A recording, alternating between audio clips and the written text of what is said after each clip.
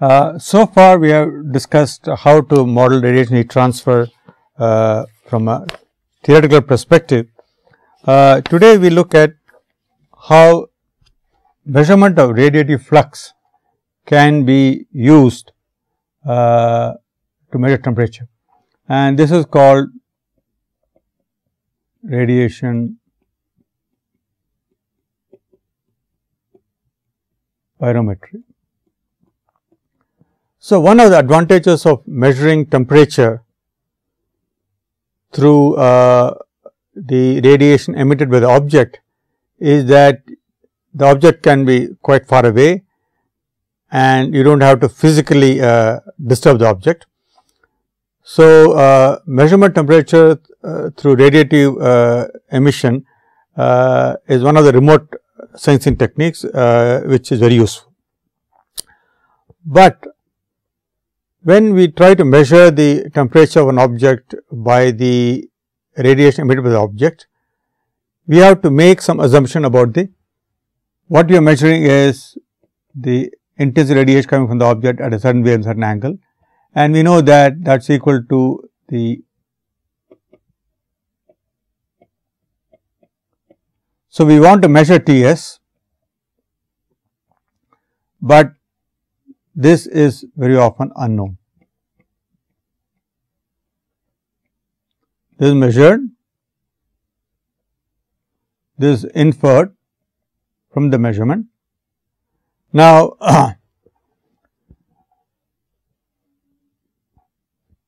if the surface whose temperature measuring is a black body, then of course, there is no problem.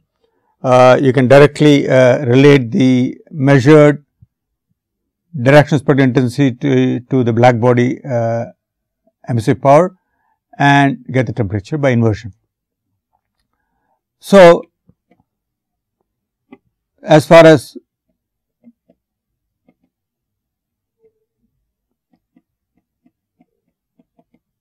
T is obtained by inversion, provided you know the directional spectral emissivity. And as you recall our discussion about the emissivity of various surfaces, they are extremely variable and depends on the state of the surface, rough or smooth, whether there is an oxide layer or other impurities. So, it is very optimistic to expect that we will know a priori the directional spectral emissivity of any surface. So, the next question we need to ask is, if we assume the surface to be a black body and find the temperature, what is the error? So, question is,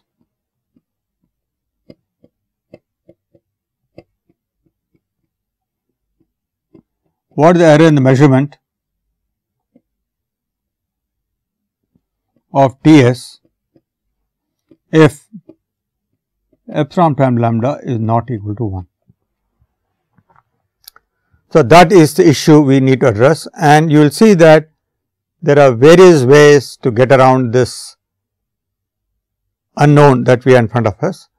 And first we will look at a very simple instrument called the total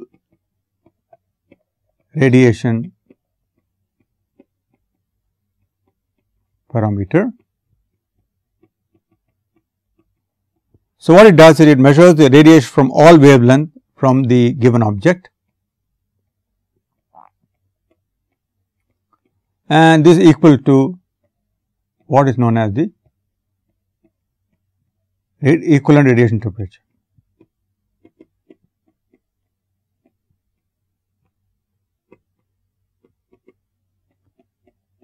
So, you measure the radiation emitted by the object over all wavelength, integrate all wavelength, and assume that the surface is a black body, then you get the equivalent radiation temperature.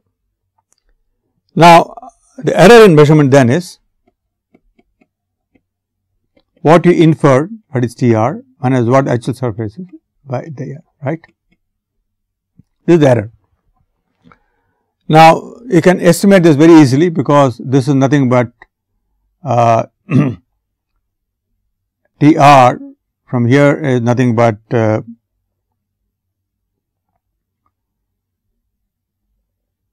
fourth root of epsilon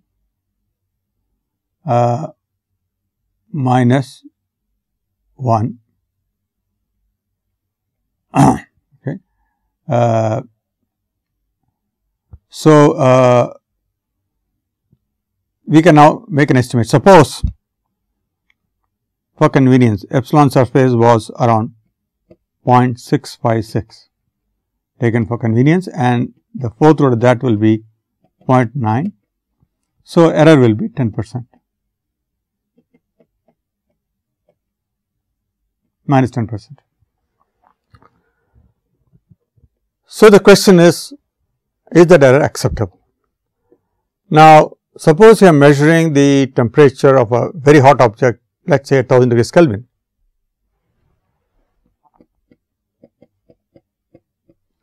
Then this will translate to error of 100 degrees Kelvin. Okay. So, that is a large error. Now, whether that error is acceptable or not depends on an application. So, there may be applications in the industry wherein we need to know only temperatures within 100 degrees Kelvin, in which case you will accept this as a possibility. Or if the emissivity of the let us say molten metal will not be normally as low as 0.65, it may be higher. So, the error will go down. So, let us say error is 5% and so your error is 50 Kelvin. So, for certain metallurgical application, if the requirement is you need to know the temperature of the molten metal only within a 50 degree Kelvin, this method may actually work, provided the emissivity of the surface is above 0.7 or 0.8. So, this method is quite convenient, very simple method for measurement of temperature remotely. For example, suppose you are measuring an object very close to room temperature, then the error then the error is not very large. Error is lower, but still it is quite large, 10%. So, this error can be of the order of 30 Kelvin or 10% error. Now, that may be unacceptable. Obviously, you do not have any real use of a temperature of an object which is in room temperature at 30 degrees Kelvin. So, obviously, in this situation when you are trying to measure room temperature of a wall of a room, then you need to demand at least 1% accuracy, so that it can come to around 3 degrees Kelvin. Of course, we know the emissivity of surface, then of course, life is much more easy, but as we pointed out, for most surfaces of engineering interest, it is not easy to get an accurate value of emissivity. But you can see that the errors you are mentioning here are actually the errors because we assume that the surface is a black body. Suppose we have a rough idea what the emissivity of surface is, then we will not make such large error. Suppose we know that the emissivity of surface is somewhere between 0.7 and 0.8 with an inaccuracy of 0.1, which is typical for many surfaces, then the error will be much lower, because then you can put in that emissivity as a part of your program, and then you can do an error analysis and find out on account of your error in emissivity of let us say of the order of 10%, what will be the impact on the temperature measurement. So, measuring temperature by total radiant parameter is quite convenient if we have some knowledge of the accuracy, some knowledge about the emissivity of the surface with an accuracy of 10%, then our accuracy will be much larger. What discussion we have had is our assumption that emissivity is 1, and if emissivity is not 1, what is the error that is coming in. Now, total radiation parameter is widely used in the metallurgical industry because it's easily handled device, and you can easily use it without a power source. You can have a battery operated system, and since you are measuring the radiation emitted at all wavelengths by the object, you are actually getting in a lot of radiation input into your detector, and the detector need not be a very sensitive detector, can be quite a rugged one. And so, this is a device, but you can see that accuracy of this device is very much dependent upon your knowledge about the emissivity of the surface. So, some of the parameters have a place where you can enter what you consider to be the emissivity of the surface, and it will give you accordingly temperature. But if the emissivity of the surface is not known accurately, this method is not going to work. So, so people have thought of other ways of measuring temperature. So, what we saw was a total radiation measurement. Now, we can now think of the next instrument, which is a spectral radiometer. So, the previous instrument parameter measure the total radiation at all wavelength. Now, this spectral radiometer will only measure radiation at a specific wavelength, and that radiation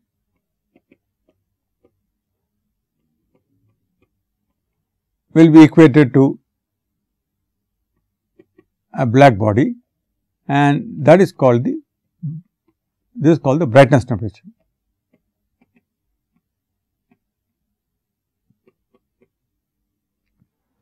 So, brightness temperature is the temperature of a fictitious black body which emits the same amount of radiation as the real surface. Now, if you write down what the actual emission from a black body is, we know that it will go as C1 lambda by, we have lambda to the power of 5 e to the power of C2 by lambda Ts minus 1 is equal to C1 by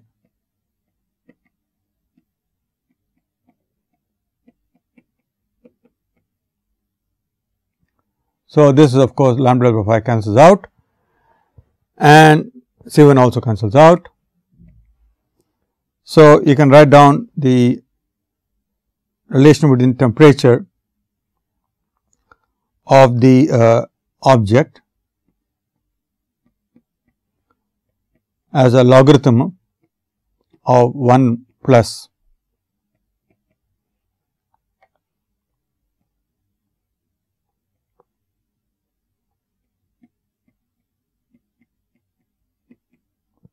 So, once you have measured the brightness temperature of the object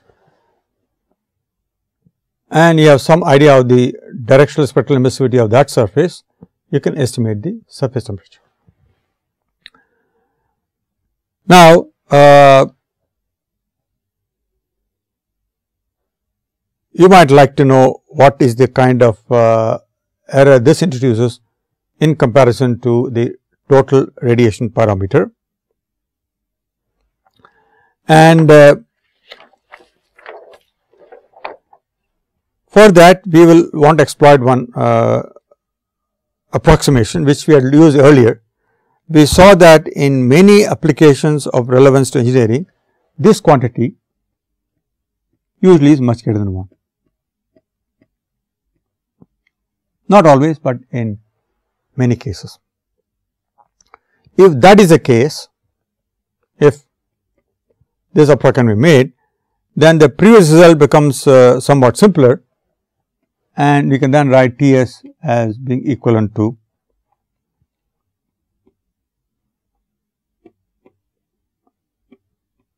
C2 by lambda by log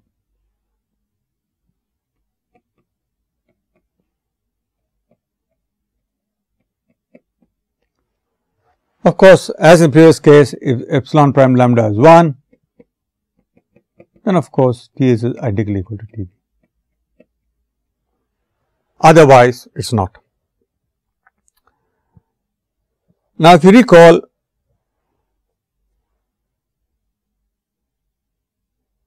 there are many situations in the real world.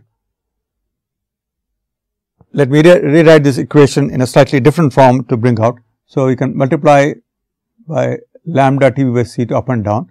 So, this becomes T S equals T B divided by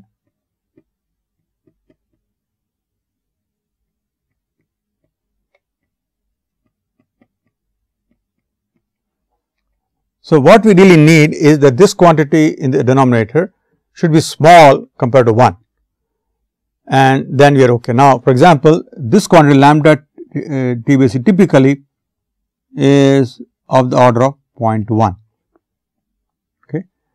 So, if this order of 0.1, then even if epsilon lambda is, let us say 0.9 or 0.8, it is not going to give a very large error, because it is a logarithmic term. This is multiplied by a small quantity.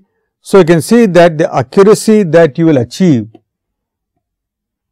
by using a spectral radiometer is far superior to that you would get by using a total radiometer, that is the parameter. So, that is the advantage of this instrument, is that because it measures the radiation emitted at a specific wavelength chosen by you. You can choose the wavelength so that this quantity is much less than 1 for the temperatures that you are dealing with. So, the errors can be made quite small. So, you have some control over the accuracy of the temperature measurement. However, you must remember that there is a penalty you have to pay in any of these situations, and the penalty in this case is that since you are going to put a filter in front of the instrument. So, let us draw the typical instrument looks like. That is the body of the instrument, that is the window, and here is a sensor which measures. So, radiation coming in from this and entering the sensor. Now,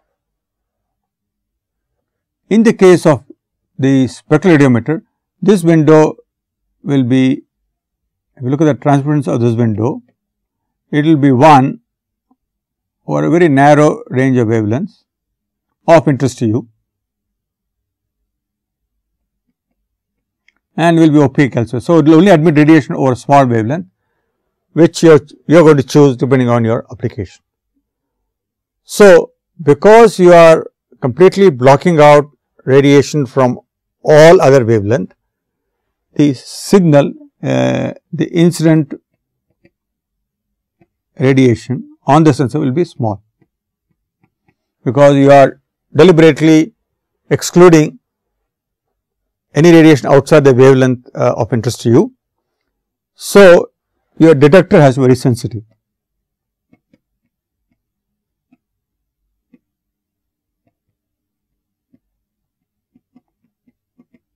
So, that is your challenge now, because you are using a spectral measurement technique, not a total technique.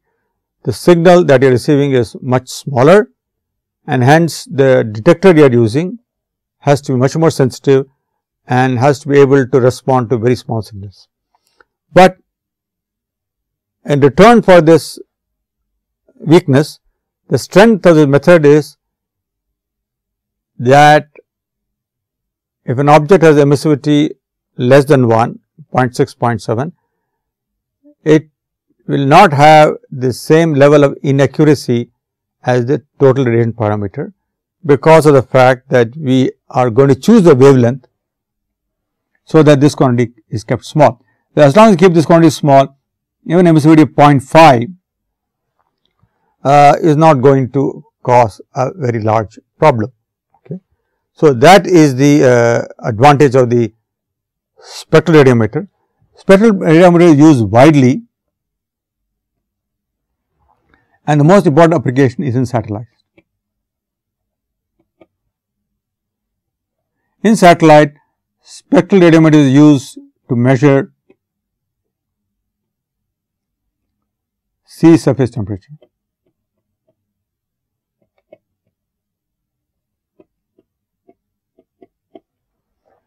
So, to measure sea surface temperature from satellite, because as all of you realize, most of the earth is covered by oceans, and we need to know what the temperature of the ocean is. In the pre-satellite era, most of the data was obtained from ships, but these data are limited to certain regions of the world where there is a lot of shipping. So, we did not have a true information about sea surface temperature over all parts of the world. We got a lot of data over certain shipping routes where lots of ships plied, let us say about Singapore and Chennai, but in other places, in remote places of the world where ships do not ply that often, we have no data. And in order to estimate the global mean temperature, we need data over all oceans of the world. So, satellite provides the only opportunity to measure the temperature of the ocean over all parts of the world, and the technique that is used is you choose a clear scene. So, there are no clouds,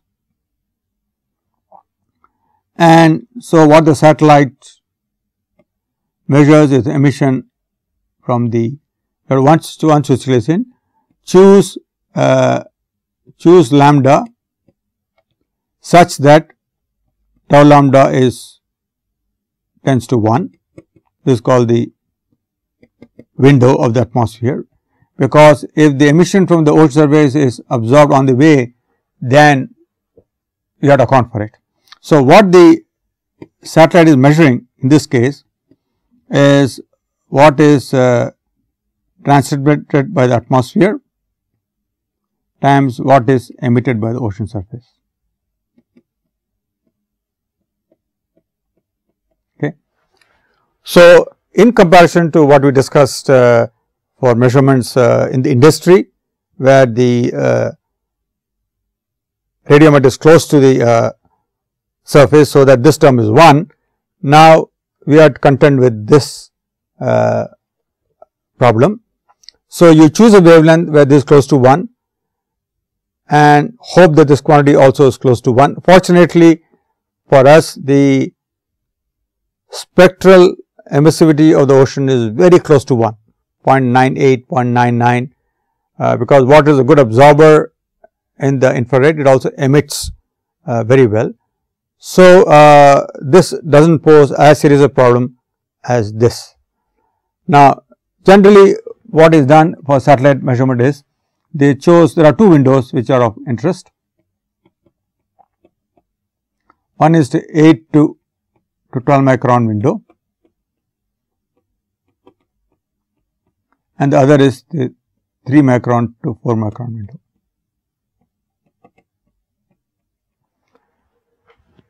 Now, the 8 to 12 micron window is very popular because the I prime lambda v at the typical temperature of the ocean is maximum around 10 micron. So, because of that this 8 to 12 micron window is preferred, because signal is stronger in the satellite, but in this window there is also some water vapor absorption. So, this poses some problem in reality, especially in the tropics where the water vapor content is large. This can cause a large error. So, we will discuss later how this can be tackled. The other window is 3 to 4 micron, it is quite transparent, but signal here is weak, because all of you recall that for a SST around 300 K, radiation is lying between 4 micron to 100 micron. So, 99% of the radiation lies in this range. So, if you are going to look at 3 to 4 micron, you will get less than 1% of the radiation in that tail of the spectrum. So, if you look at the typical I prime lambda b of 300 K, the maxima will be around 10 micron, and by 4 micron and here 100 micron here, the signal is going to be extremely weak. But still this is looked at because the transmittance of the atmosphere is very high, there is no absorption band of water vapor in this region. The other problem is faced in this 3 to 4 micron window is the solar contamination. If you recall, solar radiation lies between 0.4 micron to 4 micron, and around 4 micron, so 3 to 4 micron there is some radiation. So, what you are measuring in the satellite is then, so what you are measuring in the satellite is the reflectivity of the surface times the transmitted atmosphere twice of I prime lambda solar plus tau lambda atmosphere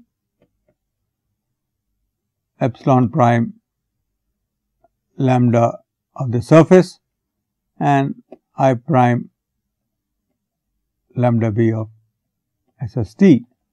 So, this is the contamination.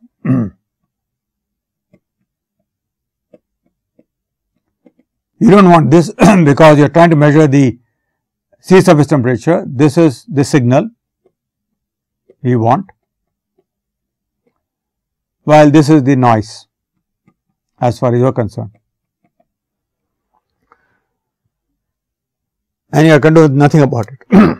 This will affect your car. So, generally the 3 to 4 micron channel is used for night measurement. At night,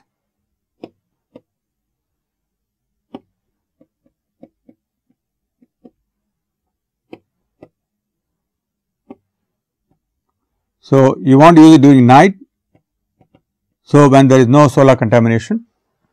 So, it is pretty accurate, and in most parts of the world the temperature of the ocean between day and night is not very different. So, night measurement is good enough. But remember that the major weakness of these two channels, let us now put down the 3 channels, 8 to 12,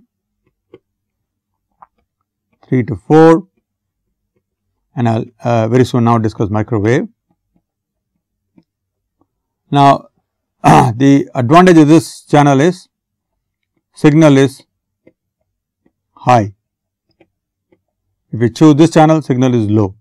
If you go to microwave, which we will discuss now, it will also be low. If you look at the atmospheric transmittance, clear, this is not very high because of the water vapor, this one. This is high and this is very high in the microwave.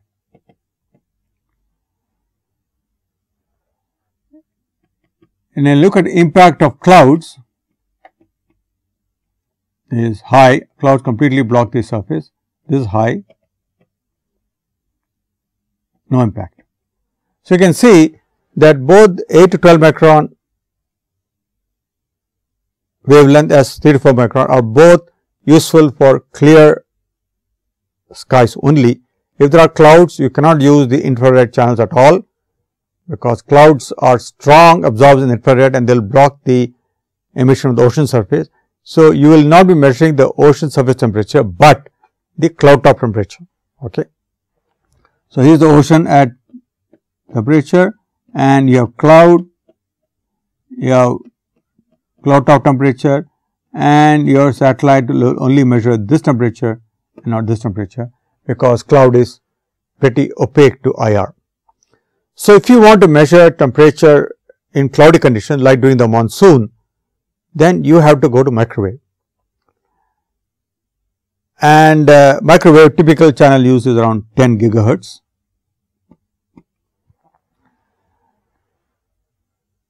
The signal is very weak, as you can imagine, because the tail of the black body spectrum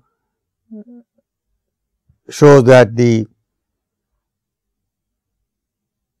radiation emitted in the microwave at 300 degrees Kelvin is probably 1/1,000,000th of the radiation emitted at say 10 micron.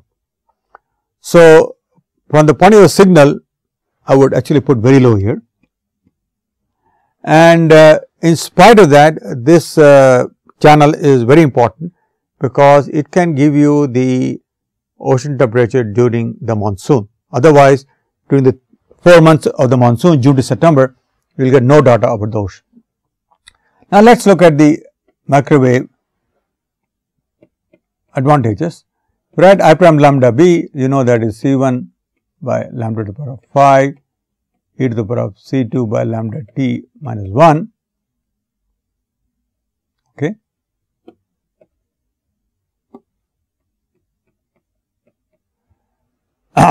Since you are talking about C2 by lambda t being very small, because lambda is very large, so you can expand this. So, I prime lambda b will be C1 by lambda to the power of 5, C2 by lambda t, 1 plus and 1 will cancel out. So, you go this way, and so I prime lambda b will come out as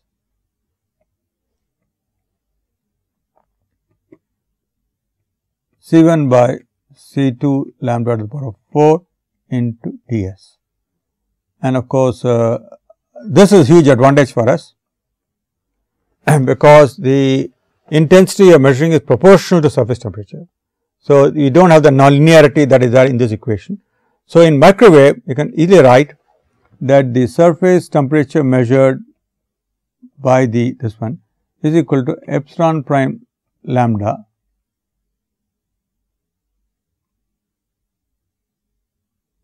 times C1 by into Ts. And if you write in terms of brightness temperature, you can see that the brightness temperature is equal to epsilon prime lambda into Ts. So, when we measure the microwave radiation and estimate the brightness temperature, we are measuring the actual temperature if the emissivity is 1, otherwise it goes down linearly with emissivity. So, this is a very linear equation. So, it has tremendous advantages in terms of processing the data, but because the signal from the ocean surface in microwave is very, very low, you need extremely special electronic amplifiers, which will amplify the signal by 1,000,000 times accurately for you to be able to measure. But today, this is the preferred way of measuring sea surface temperature in the tropics under cloudy conditions, because it is able to measure temperature even when there are clouds. It cannot give you a good data when there is rainfall, because the liquid droplets or ice particles will interfere with the emission from the ocean surface, but otherwise this method is very valuable method for measuring temperature under cloudy conditions. So, all the challenges due to low signal in the microwave have been overcome by designing a large antenna and ensuring that the high gain amplifier can be utilized. So, we see that the spectral radiometer approach, where you measure the radiation from a surface at a given wavelength, is a very useful technique, because it enables you to reduce the inaccuracies caused by the emissivity being different 1. But now, let us get back to our problem in the 8 to 12 micron channel, which is the most popular channel still. And we saw that what we are measuring here is what is transmitted by the atmosphere times what is emitted by the surface times the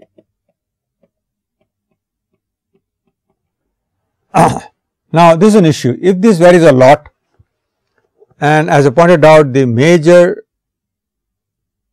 reason why transmitter is below 1 in the 8 to 12 micron band is because of water vapor, and water vapor varies a lot, both spatially and temporally. So, that this will introduce noise. Okay. So, due to large temporal and spatial variation of water vapor,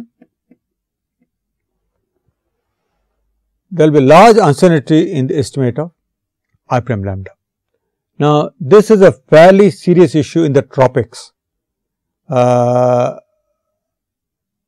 where an accurate estimate of sea surface temperature is very important, because it has been shown that the sea surface temperature controls where deep clouds form, where the major tropical rainfall systems occur.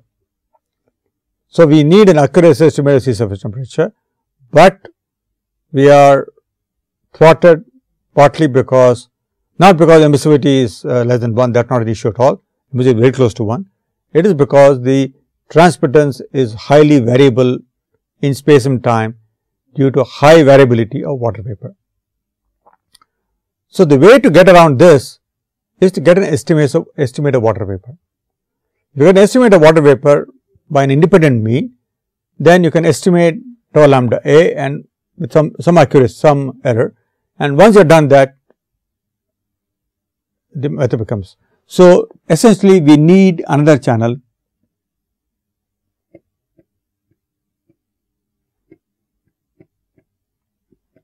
to estimate total water vapor in the column. This is absolutely essential for you to able to estimate tau lambda A. Now, how is it done? It is done essentially by using two wavelengths. This is called the split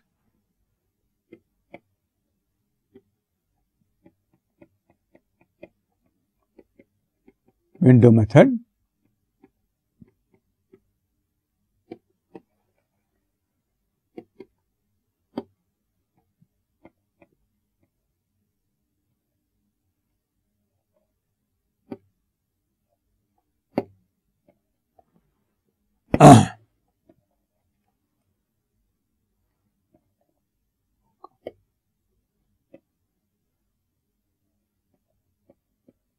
So, the split window method essentially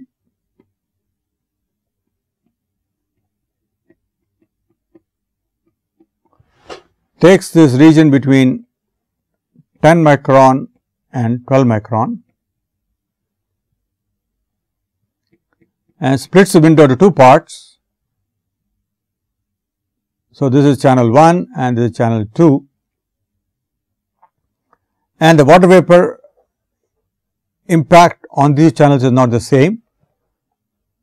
and hence there is a slight difference in the transmittance.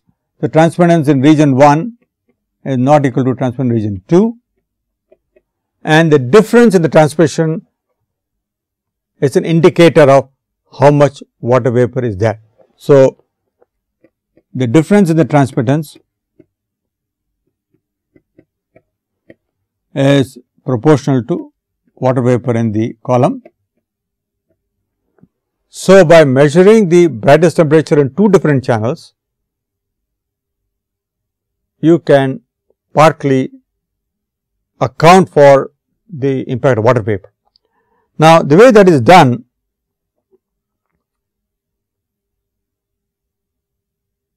is by the concept of what is known as color temperature.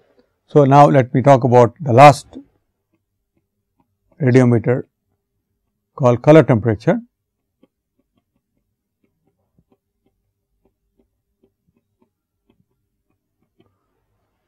So, the color temperature in which you use two adjacent wavelengths lambda 1, lambda 2,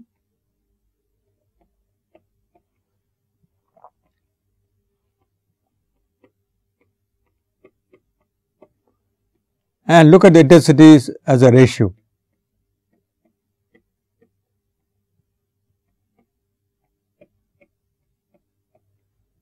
And ask yourself,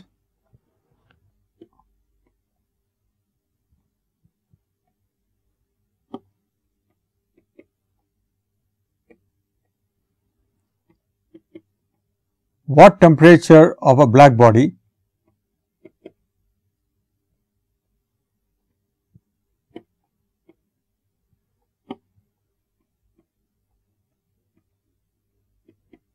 will give the same ratio.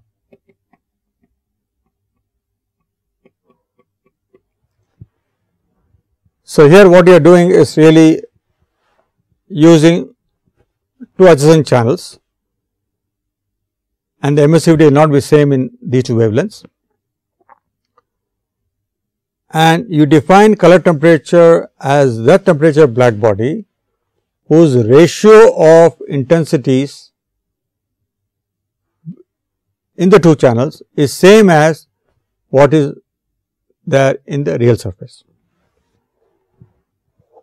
Now, if you once more utilize the fact that C2 by lambda T is much bigger than 1, you can simplify this equation to the following: 1 by T c minus 1 by T s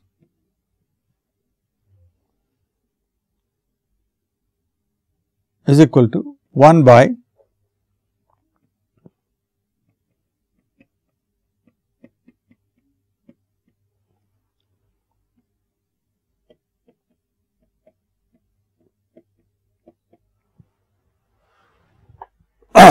now, what is the advantage of this method, the color temperature method? Color temperature will be same as surface temperature if the emissivity in the two channels is same. Okay.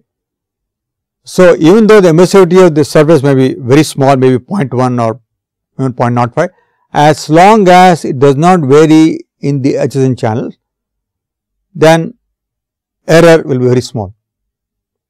So, error is small,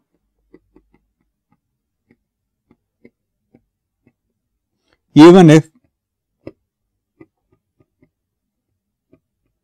provided the two emissivities are very close. They can be a low value, but they have to be very close. Now, you can see the challenge.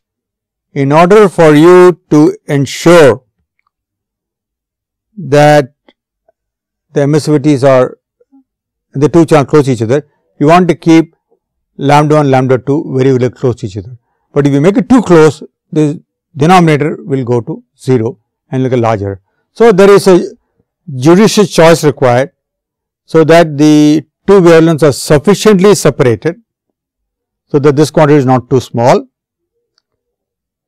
but at the same time it is not too far apart that these two differ a lot. So, this requires some experimentation and some judgment in choosing the two channels that you will use to measure color temperature. But you can see clearly that the color temperature approach will provide you accuracies much larger than either the total radiation parameter or the spectral radiation parameter, because the error does not depend on the actual value of emissivity. Error depends on how much emissivity differs in the two channels. So, if you choose a wavelength range where the spectral emissivity of the object is not changing much, then you will get a very accurate answer. But you must also recognize that this technique is more sophisticated, more complicated, because you have to measure the radiation true channel, take a ratio, and then find the temperature. So, it requires some software.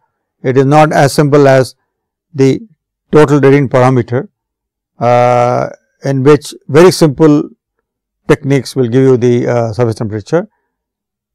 So, in the case of the color temperature, you need a ratio comparison, and you need to do an iteration to find a TC which gives you the same ratio as the actual surface. But you can see that by using two adjacent channels having very similar emissivities, you are able to measure the temperature of surfaces whose emissivity is unknown and quite small. And the same logic applies to Earth's atmosphere. By choosing two adjacent channel, we are, in the case of the atmospheric application, this concept is used slightly differently, because therein we are exploiting the difference in the transmittance of the atmosphere in the two channels to get an estimate of the transmittance and thereby get an accurate temperature. In the case of the measurement of ocean surface temperature, it is not a problem of emissivity. Emissivity is close to 1. It is a problem of the atmospheric transmittance.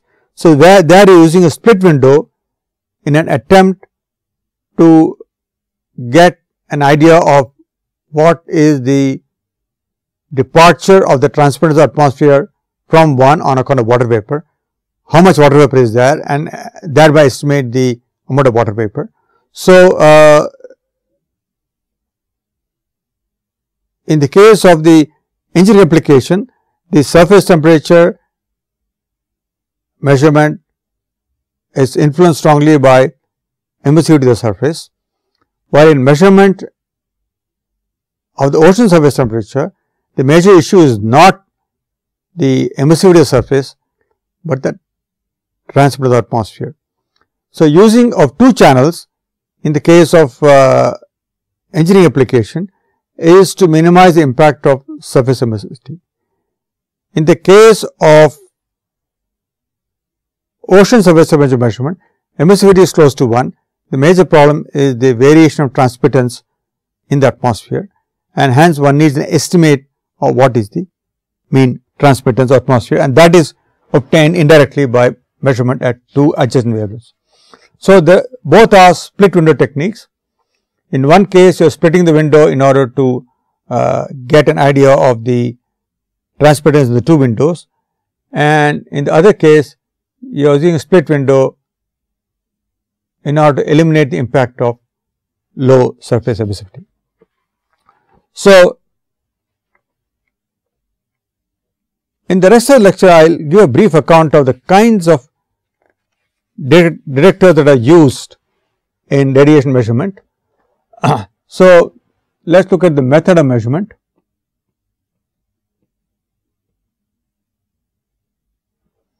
And what wavelength radiation can measure, what is the sensitivity, what is it linear response, and selectivity.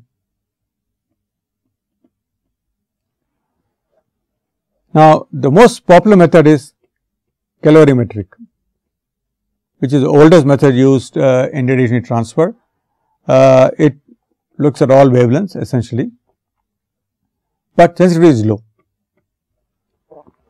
because you are measuring the heat radiating at all wavelength, you are letting detector temperature go up, and you are measuring the change in temperature.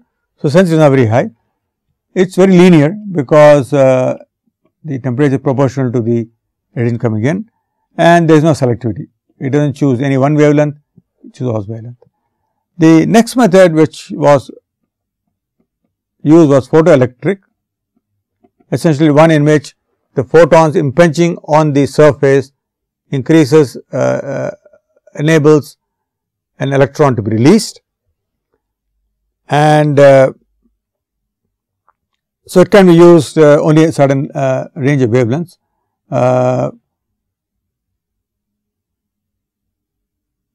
And typically it can go from 0 micron to wavelength less than 40 micron, because we go to very high wavelength, the frequency is very low, less than 40 micron it works quite well. But you can imagine if wavelength is too high, the frequency is very low, there is not enough energy in the photon to induce a photoelectric effect. This method has high sensitivity, because you can use, once the electron is released, you can use various techniques of amplification to get a very high signal, but it is not linear. It is highly non-linear, because it responds only to certain wavelengths, and hence selectivity is very high. It selects certain wavelength and is not sensitive to other wavelengths. The third technique is, all of you have heard, is photographic, which you can, this was used traditionally in metallurgical industry, where you look at the color of the object and thereby decide what the temperature. This only works in the range from 0 to 1 micron, because you need visible light for this kind of method, and sensitivity is quite high, but linearity is poor, and selectivity is also high, because in certain wavelengths it is selected. And this is very similar to visual method, which is used by metallurgists in the field. So, this is 0.4 to 0.7 micron. Your own eye you are using, it is very sensitive, we all know sensitive to the eye, but of course, linearity is not good and selectivity is high.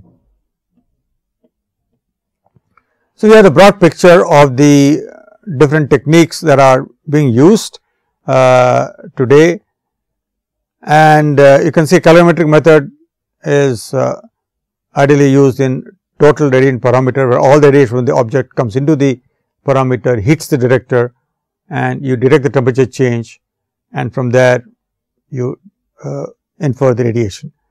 The other methods are spectrally selective, and hence they do not measure the total radiation, they only measure in certain wavelength, but they have much higher sensitivity than the calorimetric method. Now, in those sensors in which temperature measurement is used, of course, you have to have detecting the temperature change. It can be done by thermocouple or other devices, but let me just give a few names today of the kind of radiation use. One is called the pyrheliometer. This one measures direct solar radiation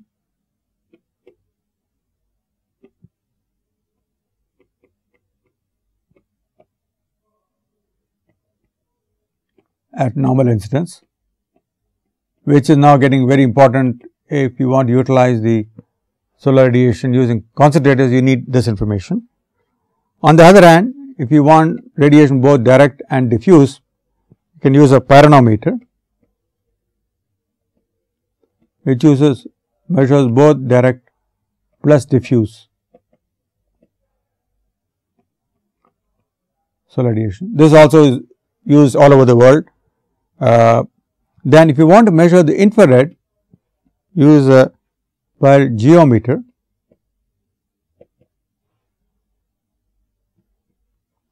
measures hemispherical infrared radiation. And if you measure both, it is called a radiometer, which measures both solar plus IR hemispherical values.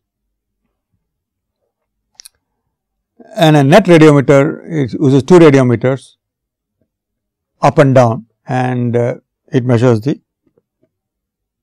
radiation value. These are the common instruments routinely used in the field for measuring solar radiation, IR radiation and net radiation.